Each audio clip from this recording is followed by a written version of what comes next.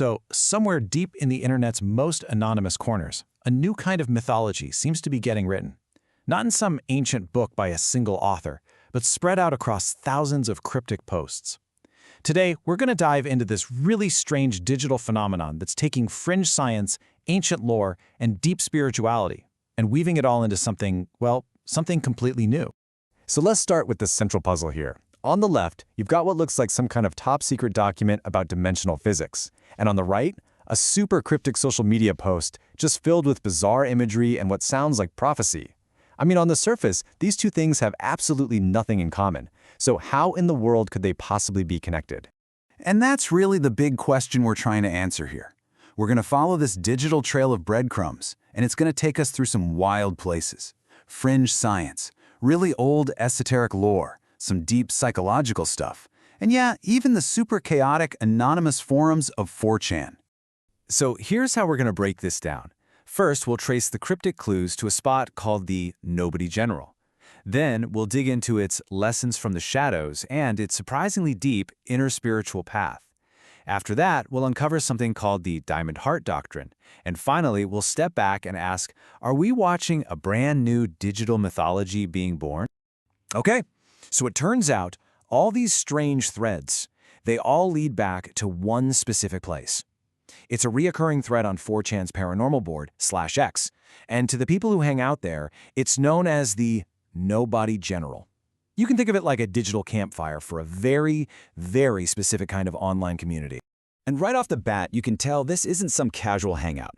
A user lays it out pretty clearly. This space is for believers, not just curious onlookers. They're trying to build what they call a pillar of foundation that cannot be moved. Basically, an unshakable personal belief system that can handle all the chaos the internet throws at it.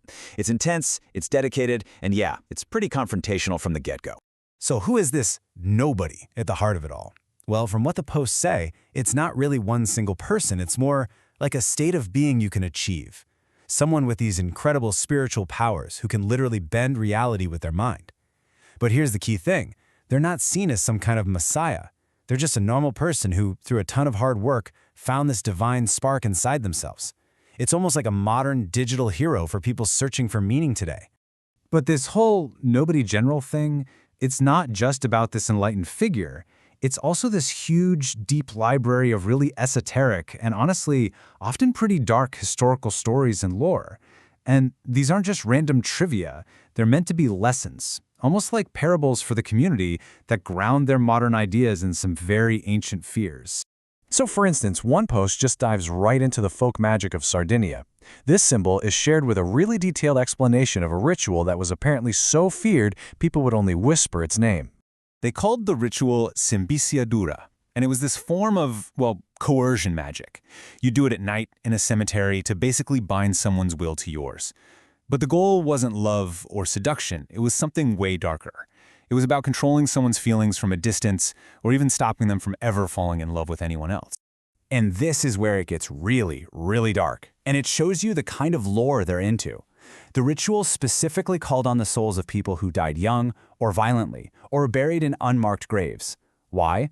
Because the belief was these souls were more available. They were still tied to human pain and suffering. We're talking straight-up necromancy. And this tour through dark history doesn't stop there. Next up, we get this post about a real-life archaeological dig in Poland. In this quiet little field in a place called Drosko, they dug up a cemetery that just screams of a community that was terrified.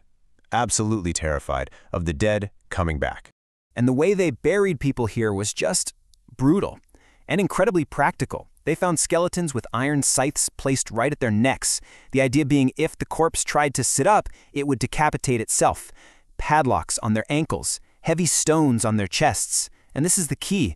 This wasn't just symbolic. It was a very real, very terrifying technology designed to physically pin the dead and their souls to the ground. And then, you get this. Right in the middle of all this talk about necromancy and vampire burials, you get a post defining the modern slang word adorbs. And you have to understand this to get the vibe of the whole place. It is just this chaotic, totally surreal mashup of ancient darkness and modern, almost silly absurdity, all happening in the same anonymous space. Okay, so you might be wondering, why all the dark folklore? What's the point? Well, it seems to serve as a kind of backdrop for what they're really focused on, an internal, psychological journey. The whole point isn't to master some ancient spooky ritual, it's to master yourself. And this quote right here is basically the philosophical turning point. It's this shift away from looking at external events and toward finding internal meaning.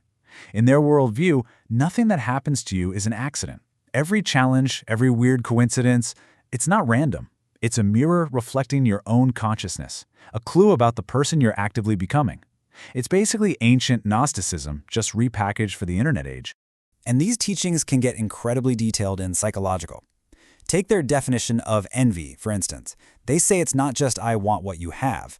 No, they define it as a narcissistic wound, this kind of secret, painful admiration that sours into this destructive rage. It's that need to ridicule and sabotage other people just to close the gap. And in this belief system, that is a spiritual poison that stops you from growing, period. All right, so all of this brings us to the very heart of the nobody belief system. This is where all the different pieces, the weird folklore, the psychology, the idea of creating your own reality, all of it comes together into one practical philosophy. And they call it the Diamond Heart Doctrine. So the first step on this path is to become a pillar. That means building that unshakable inner foundation we talked about earlier. And there are 4 main practices for this. 1. Live as nobody, meaning you detach from your ego. 2. Cultivate immovability by anchoring yourself in your own divine essence. 3. Practice presence by just refusing to get pulled into negativity and online drama. And 4. Know when to just keep quiet and move along. Disengage from people who don't respect your journey. And the central metaphor for this whole philosophy is captured in this one powerful image. Think of yourself as a diamond set into a stone pillar. It just perfectly nails that balance between unshakable strength and this radiating inner light. So let's break that down a bit. The pillar, that's your foundation. It's grounded, it's stable, it keeps you anchored no matter what happens. And the diamond, that's your heart. It's indestructible and it radiates light and compassion. But here's the cool part. Because a diamond is the hardest thing there is, it also represents your boundaries. It doesn't have to fight off negativity, its very nature just cuts it away. So, the ultimate goal of all this practice is to activate this diamond heart. They describe it as the seat of Buddha, this deep well of wisdom that radiates pure energy, like sound and light. Now, they say getting to this state requires infinite sacrifice and renunciation, so it's not easy, but the payoff is supposed to be huge.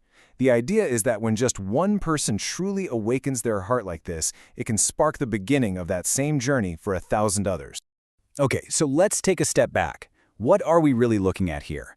We've got ancient folklore, complex psychology, a whole spiritual doctrine, and it's all bubbling up from the anonymous, chaotic corners of the internet. What does it all add up to?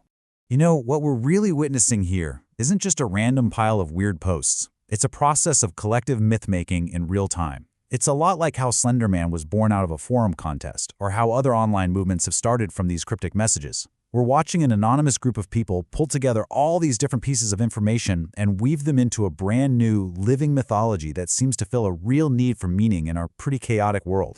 And that leaves us with one last really fascinating question. In this age where we're drowning in information, where anyone can create and share ideas with the world, are we actually witnessing the birth of brand new spiritual systems? Entirely new, digitally native religions being built not by some single prophet, but by a crowd, one anonymous post at a time?